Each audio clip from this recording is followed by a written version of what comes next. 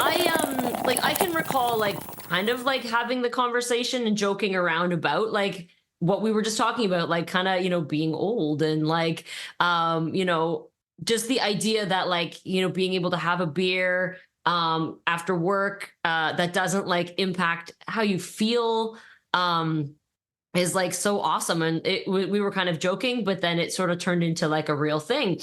And like by no means do I consider myself sober. It's not like, this is like an exploratory thing for like sober lifestyle or anything like that. It's kind of like, sober curious, but also health conscious. A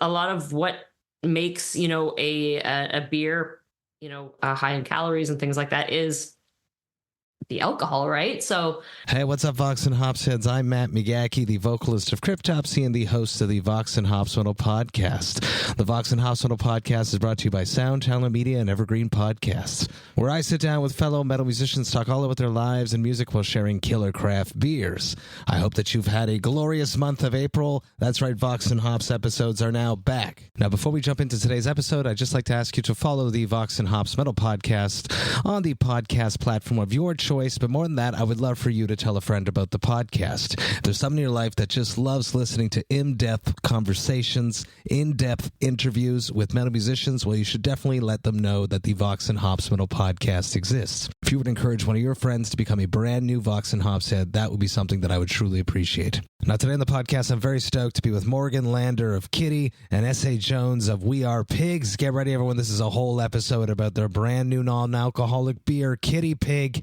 This is Vox and Hops episode number 453. I warn you, what you are about to hear is very disturbing indeed. Hey, what's up, everyone? Today I'm very stoked to be with Morgan Lander of Kitty and Carcaeus and Esjay Jones of We Are Pigs. We are hanging out for a very special reason, something that's very, very much Vox and Hops. I had a good friend of mine who also did this back in 2020, sent me a screenshot of a banned beer collab and said, Matt, you got to get them on the podcast. You got to talk about this metal beer. And that was when Unearth teamed up with Broken Goblet Brewing, and I had them on the podcast, and we talked about their, I think it was called Black Hearts Shall Rain beer. I think it was a stout. I can't quite remember. But here we are. We're talking about a non-alcoholic beer. I got it right here. The KittiePIG beer. Shout out to Steph Dells for making me write to Morgan. I've been wanting to have Morgan on the podcast for a long time. I have the opportunity to meet Esjay for the first time here. Let's do it. Let's just say, how are you guys doing? pretty good. Thanks for having us. It's been a long time coming. I know like there's been a few opportunities where it's like, oh, let's do it. But I think this is like kind of the perfect time because it's so fitting. There's beer chat that can happen. So beer has entered the chat. I love it. I think it's so cool. I think we should just crack it. But I haven't tried one. You guys sent this to me. I received it here in Montreal, which is something else very cool about non-alcoholic beers, that you can ship it to people. And that's a fucking awesome thing. Is it cool, though? Is it cold? Is it icy, chilled, and brutal and ready for sipping? It is. It's as cold as, I don't know, some black metal guy standing on a hill looking real sad in his corpse paint. Every time I open a KittiePIG, I just hear Morgan scream. Eyes wide. I'm like, yes, this is delicious. Woo. So right off the bat, I crack it. I could smell it right when I cracked the can open. I'm pouring it out. It's a Saskaberry Blonde. I was expecting it to be more pink, to be frank. I know. You know what? That actually should kind of be a thing because, like, Saskatoon Berry, it's like kind of like a blueberry. It might dye the mash and everything that they make with it. But yeah, what are your thoughts? Let's hear it. It's very smooth. It's light. It has a very lightly tart, but very, very, very dry finish. And I can crush a few of these with no regrets because it's non-alcoholic. Yeah, absolutely. That is the key, right? That's the point. Yeah, like I like it. It's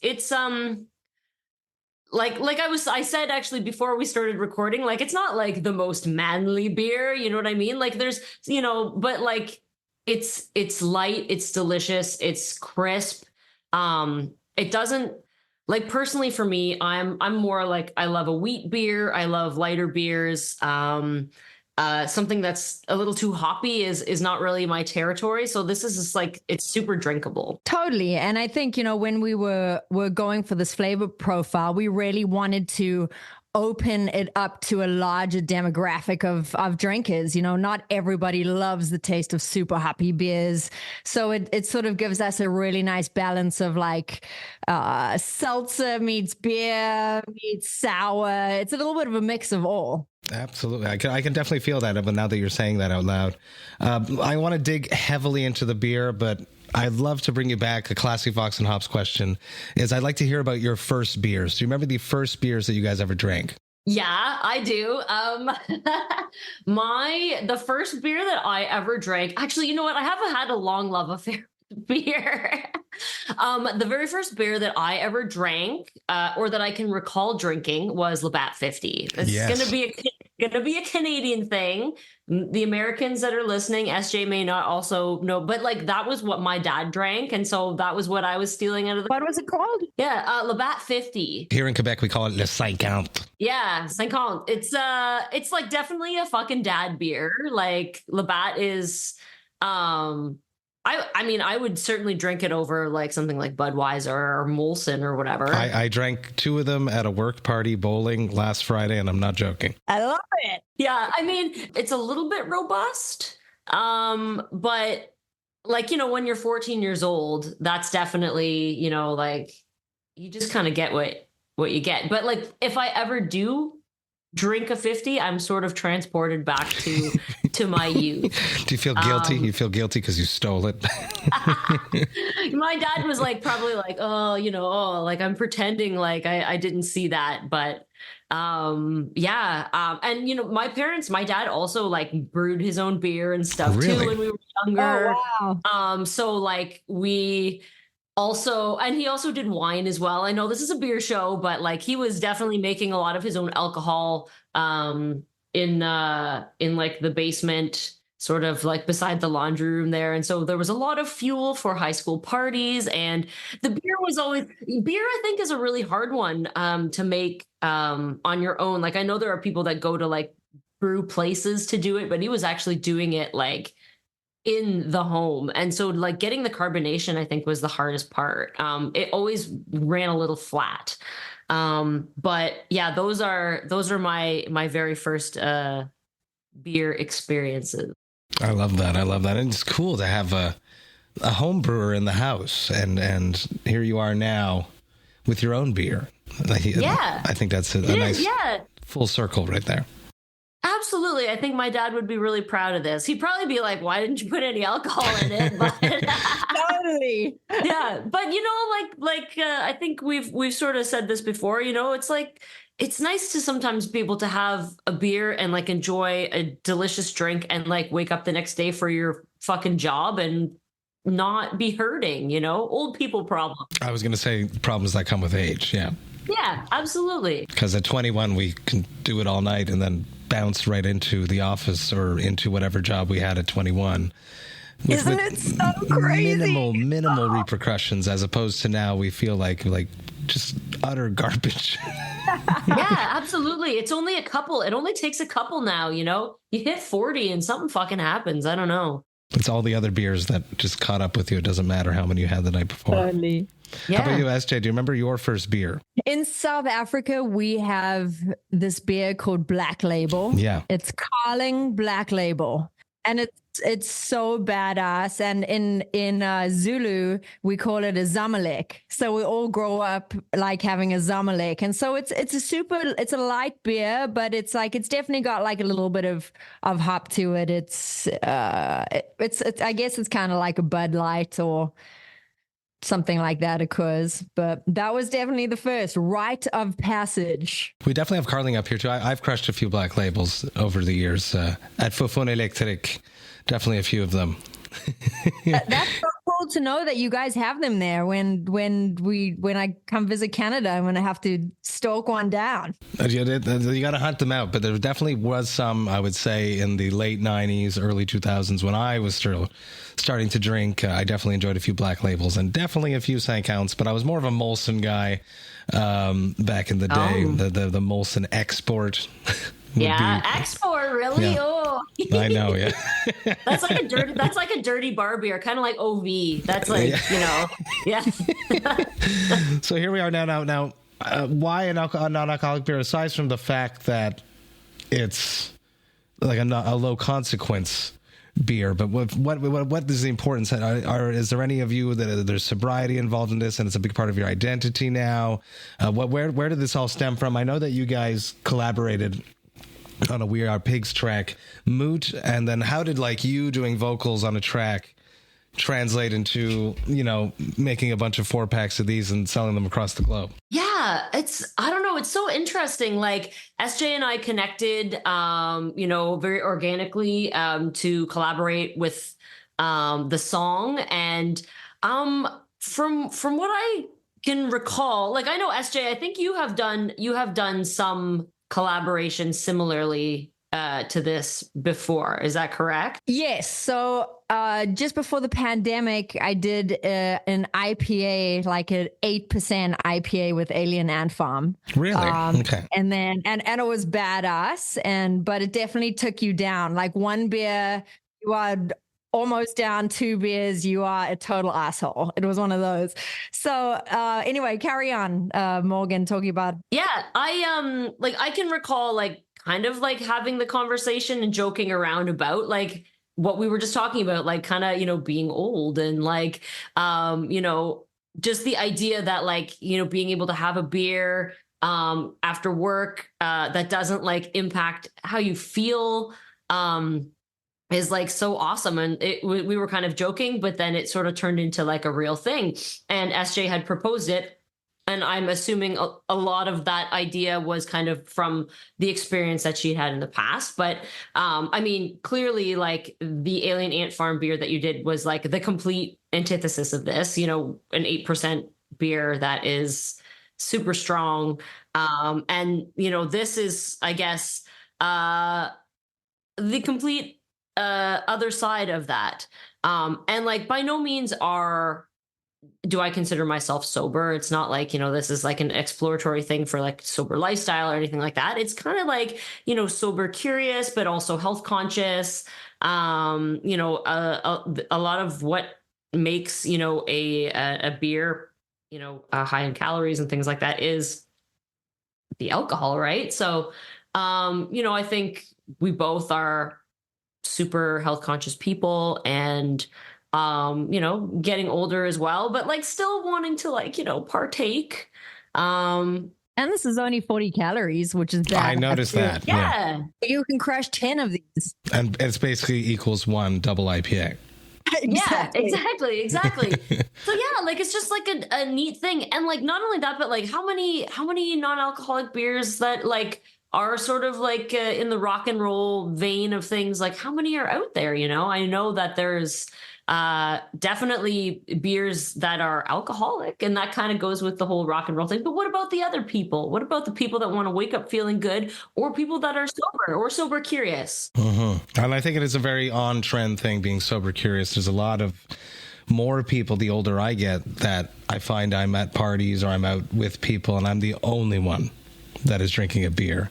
So you're definitely on trend with people that want to take better care of themselves, are stepping away, trying to have a better relationship with alcohol. So this definitely hits all those marks. Yeah. And I think being in bands for 25 years, Morgan and I are both entrepreneurs and businesswomen. And so it was like, this is just it's just an extension of what we're very used to doing. Being in a band is one of the hardest jobs on earth. So in our minds, it was just like, can't be any more difficult than what we were already doing. Also, being in bands for 25 years, like drinking the amount that, especially when you're young, sometimes you need a little break. Oh, God. Totally agree with that. And it was we've had lots of fun and lots of opportunities to continue to have fun. But now you're offering something that looks cool, it feels cool, it tastes good, and you could still feel like you're a part of that party, even if you're making a decision that will make you wake up feeling better the next morning, which is very, very interesting. And this is our prototype. So these first like 4,500 cans are basically they're going to become a collector's item, because this is like the white sleeve label. And then the next run that we're doing is going to be printed on the can. Nice. So, yeah. Which is a big thing happening. I'm like super in the craft beer industry here. So I know that there's like, in the next year or so, these are going to become illegal to have these because of the recycling side of making these cans. But I'm not going to pick at stuff like that. I am interested about the Alien Ant Farm beer and how you went and brewed that. For this one, you did 4,500 units. What was the size of that? What brewery did you collab? The Alien Ant Farm beer. And let's just start with that, because I've made a lot of collabs, so I'm interested. So the Ant Farm boys are from Riverside in California. So I just researched a brewery that I thought would be a good fit, and literally walked into the door into the brewery with them and was like, "Hey, you guys want to brew a beer?" And so that was how the conversation started. And Terry, the guitar player, he's a massive IPA drinker. So I think they had a black currant flavor on theirs. It's so my memory from our misspent childhoods, way shot. But I think it was like a blackberry something. And like a double hop. It was just like, it was brutal. I'm not a big IPA fan, so it was not something that was palatable for me. But we brewed it with Packing House Brewing in Riverside, and they were such great guys. I think we brewed 2 pallets, and if I'm not mistaken, a pallet is 1,950 units, 16 ounce, and they sold out pretty quickly. And actually, we the week of the pandemic was the basically launch when of it.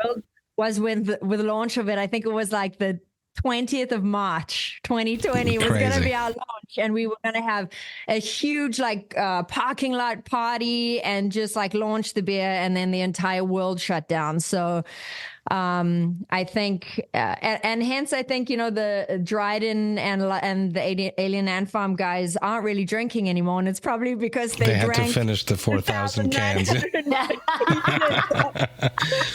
So that could be the reason. Happy problems. Yeah. So you took all that knowledge of doing that collab and then bringing it into this one. And this is a much bigger scale project from what I'm seeing, just glancing at the little bit of information that's going on online. There's not much out there about like who brewed this, how you're distributing it across the States, Canada, the globe. I'd love to hear about all that. But before that, let's talk about the actual recipe. How did this beer come to life? You mentioned a little bit before that you wanted something light, something fruity. The Saskatoon berries ties into the prairies for you, Morgan. But where did this idea that you're going to make, like, who came up with this recipe and that relationship? The recipe is from our friends at One for the Road Brewing. They're in, is it Calgary? Yeah, it's Calgary. Yeah, they're Calgary. So yeah, keeping it Canadian. I like that. Yeah. And I don't know them, so that's cool. And they're amazing. They have a bunch of incredible beers. And when we sat down with Graham, we spoke about the flavor profiles that we wanted. And both Morgan and I, not being big IPA drinkers, it was important that it was light and that it was reachable to a larger demographic, that we weren't just focusing on the IPA drinker, because I think that limits us to a lot of drinkers. And then it was also really important to us that we wanted it to feel like, remind us of our formative music and years, So I think there is something light and memorable about this. It has like something that reminds you of something as a kid, right? There's almost like a candy-ish smell to it, almost like cotton candy. Yeah, exactly. And so I think that was important to us, just really giving us that childhood giddiness of why we loved music, why we got into music. And also on top of that, I think Morgan and I both feel, that maybe on the outside we're all dressed in black and, but on the inside we're light and effervescent and bubbly, so it was a good representation of who we are as people too. Absolutely. This can is all dressed up, black and kind of purple, red or whatever, but inside, yeah, it's just like a fun, light, kind of delicious drink. And yeah, the people at One for the Road, like, once we'd sort of discussed the ideas of like flavor profiles, we got samples, they sent samples out to be like, do you like this? How do you like this? And I remember all non-alcoholic. It was non-alcoholic from the beginning. Yeah. Okay. I'm pretty sure that they only brew non-alcoholic beer. Okay. Hence One for the Road. That makes sense. Yes. Yeah. And so they definitely have that down. And they do have a lot of different beers that they are brewing. And so, yeah, once we got the flavor profile sort of down that we were interested in, the samples were sent out to us and we got a chance to try everything and say what we liked and what we didn't like. I can remember sitting out in my back patio with like a huge spread of different beers and just trying everything and seeing what worked and what didn't. And finally kind of settling on the Saskatoon Berry Blonde. Very interesting. And it's super cool because we use a process called arrested fermentation. So a lot of beers, they remove the alcohol. De-alcoholized, yeah. So, which is kind of strangely enough frowned upon in the non-alc industry. So this is kind of cool because you still get a little bit of the body where they brew up until about 0.2, and then it sort of keeps fermenting to between 0.3 and 5. And then we control the rest with temperature. It's cool. It feels great. I'm enjoying this one so far, so that's a good sign. I'm definitely going to keep enjoying the other ones as the days progress before I go off to Europe with Atheist and Cryptopsy in the next few days. One for the Road basically brewed the whole batch, and the other one's distributing it. And is that correct? We had designated drinks that are out of London, Ontario. We did our pre-orders through them. And now we shipped a bunch into the States, 2 pallets, which was a massive learning lesson too. So annoying. Because FDA and TTB and just like going through customs. So that was just like a holy shit, what are we doing moment. And I don't know what your personalities are like, but I'm just kind of, I work best when I'm kind of caught with my pants down. Like I know it's a terrible saying, but that's sort of when my feet are to the fire. That's when like I really kick into gear. So I enjoyed the challenge, and we got everything in, and we just started with this company called Air Goods. They are now providing us wholesale. So they're handling the legal entity for all stores, but we're still currently shipping it out. It's coming from my garage. Wow. So, we really are just starting from the beginning. Truly small business. I think it's awesome.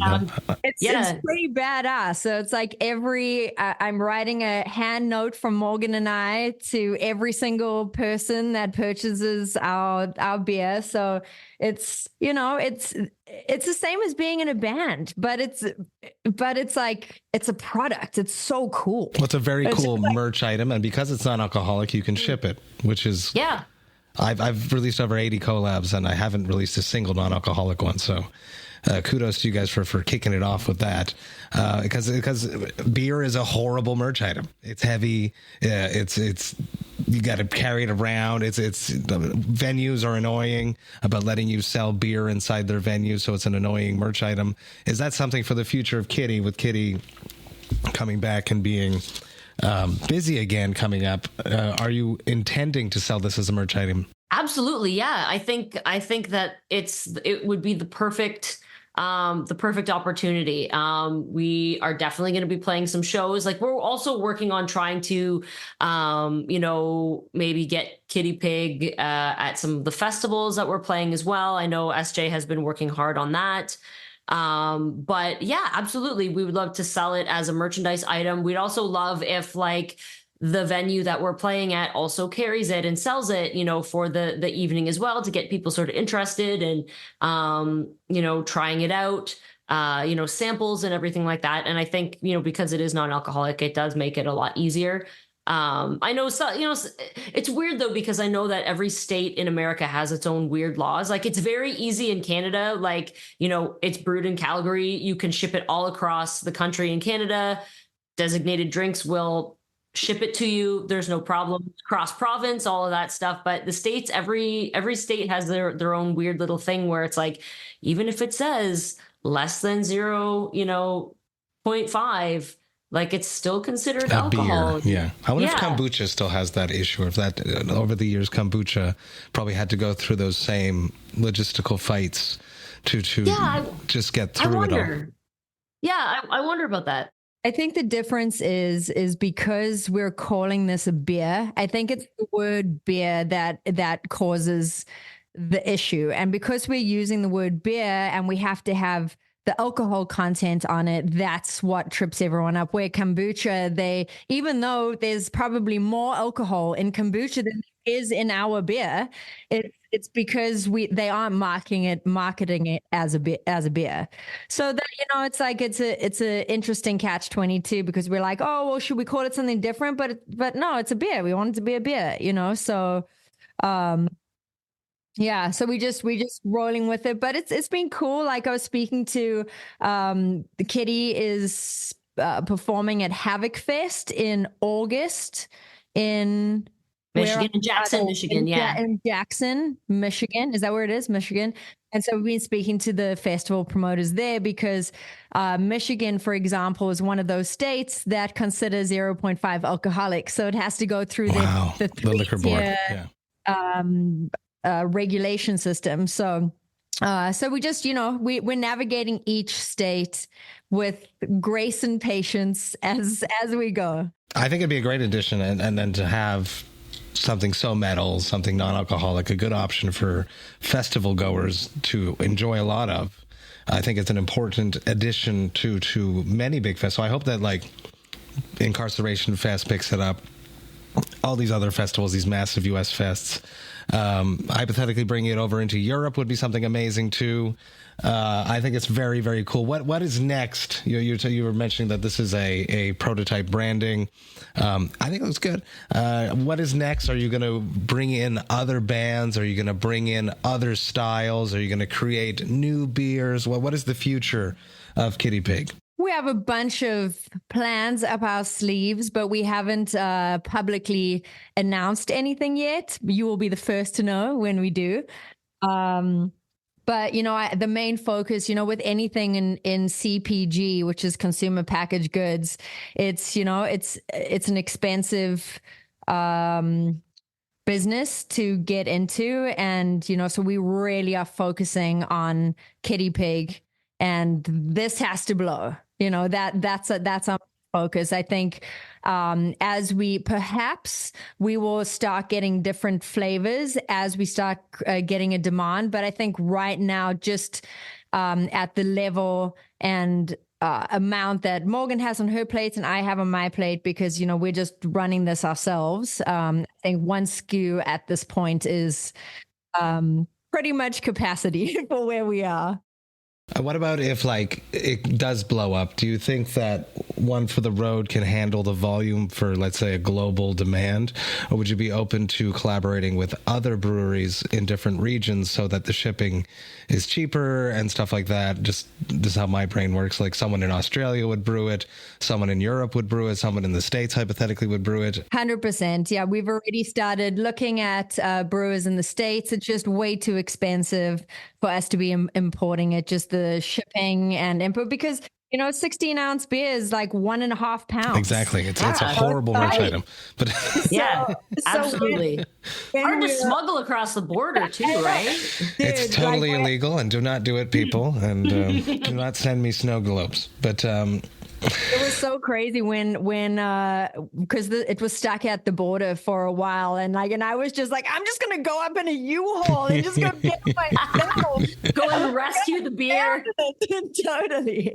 I think that's awesome. But yes, it absolutely makes sense. We're chatting with our friends at Mash Gang in the UK about doing something there. So it makes sense for us to, even brewing in the States, it makes sense for us to brew a batch on the East Coast and a batch on the West Coast, just from shipping point of view. So, there's so much to think about, and the startup costs are just crazy. It's it's the same as being in a band. It really is the exact same thing. So, just a slightly different item. I think it's super exciting.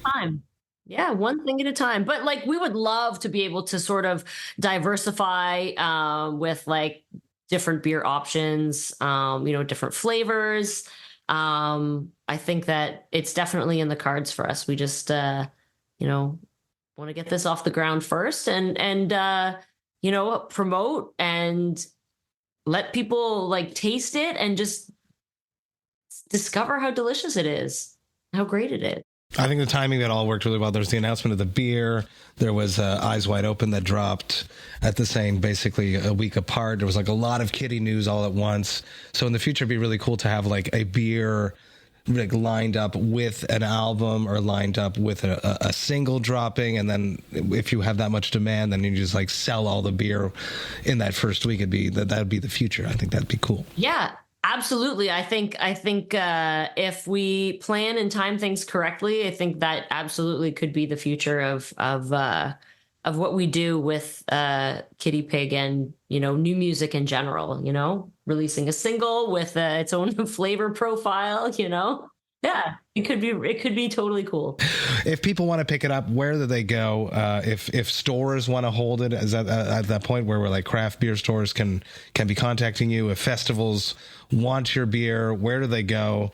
Let people know exactly where to get some KittiePIG. Absolutely. Well, you can go to kittiepig.com, www.kittiepig.com, and you can order directly from us. Air Goods also is a great place to purchase wholesale if you have a venue or a bar or a restaurant or, any sort of place that you can sell or want to sell, drinks, and you have the ability to do so. You can order wholesale.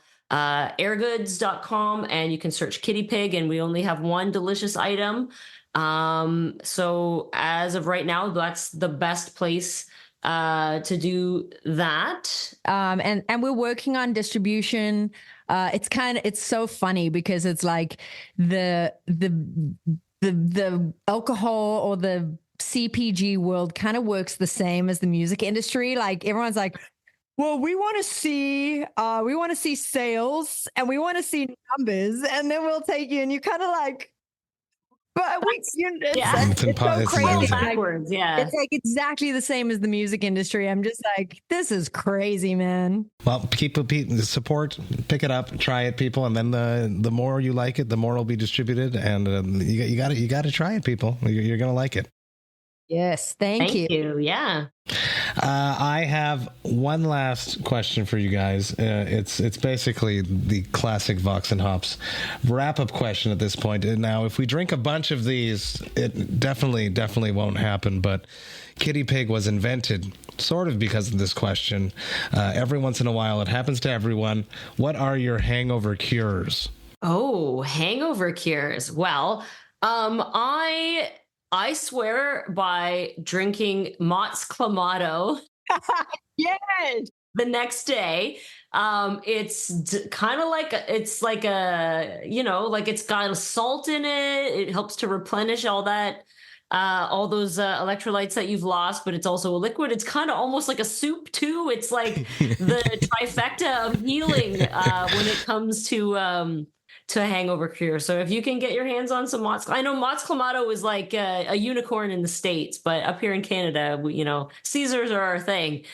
So you can drink the Caesars by night and then by day when you're feeling a little hurting. Just the Clamato on its own, that'll help. Esjay, what's your hangover cure? I completely agree. I've spent a lot of time in Alaska, and there's some heavy partying going on up here. And you just wake up in the morning and you crack a red beer. So exactly the same. Just Clamato is a godsend. Agree. Hell yes, I love that. Do it, people. Get some Clamato. Or you could just, not have a hangover if you enjoy a bunch of KittiePIG. So try it out, people. Support it. I'm very stoked. Morgan, Esjay, I'm so stoked that we hung out. Thank you so much for taking some time to talk about KittiePIG. We can talk about 100,000 other things, but today I wanted to talk about the beer. Massive cheers to you guys. Thank you so much. It was a pleasure to chat with you and crack a beer, share some KittiePIG. And we'll feel great tomorrow. Hell yes. Cheers. Thanks, Matt. Hey, thank you all so much for listening right today. You know that I love and appreciate that. Man, this was awesome to finally connect with Morgan after all these years that I've been wanting to have a chat with her. And even better reason to hang out with her now that she's dropping a beer. Very excited I got the chance to meet Esjay. I am hoping that she comes out when I come through LA, and I will invite her via email after this because I just thought about doing that, and I'm going to do it. So Esjay, if you are listening, expect an email from me inviting you to come out to Cryptopsy's show that's coming up. Get your hands on these beers, people. Very excitingly, Morgan and the Kitty crew just dropped a bunch of exclusive headlining dates coming up this summer, and I saw on their socials that there will be some KittiePIG brews available at these shows, so you can taste it there or you can order it. Do it. It's an interesting beer. I think you're going to like it. If you want to be a bit more responsible in your life, KittiePIG is the beer for you. Stoked for the future of this project. I want to see it do big things. I am impressed already, and I want to keep being impressed. So do it, Morgan and Esjay. Thank you so much for spending some time with me. Now, if you enjoyed this Vox and Hops episode, you should sign up to the Vox and Hops Podcast's mailing list. You can do that by going to my website, voxandhops.com. That's VOXANDHOPS.com. And when you do that, you shall receive one email a week that will contain all of the details of everything that has happened recently in the world of Vox and Hops. You will get to see which episodes I dropped. You will get to see which episodes I have coming up. You will also get to hear about anything that is going on in the world of Cryptopsy, such as our upcoming tours, exclusive merch drops, and little hints at secret things that we have coming down the pipeline. You will also get to see which albums the Vox and Hops album review crew have reviewed recently, and you'll get to see which albums Jerry Monk, Vox and Hops' Metal Architect, has added to the Brutal Awakenings playlist. The Brutal Awakenings playlist is jam-packed with all of the freshest, best new metal releases. Trust me, if you are looking for some new music in your life, the Brutal Awakenings playlist will have you covered. It's available on both Apple Music and Spotify, so you should definitely check it out. So please do me a favor and sign up to the mailing list. The Vox and Hops podcast is brought to you by Sound Talent Media and Evergreen Podcasts. I hope you have a killer rest of the week. I will be back next week with another episode on Tuesday, but until then, remember to enjoy life, metal, and craft beer. Cheers, Vox and Hops heads.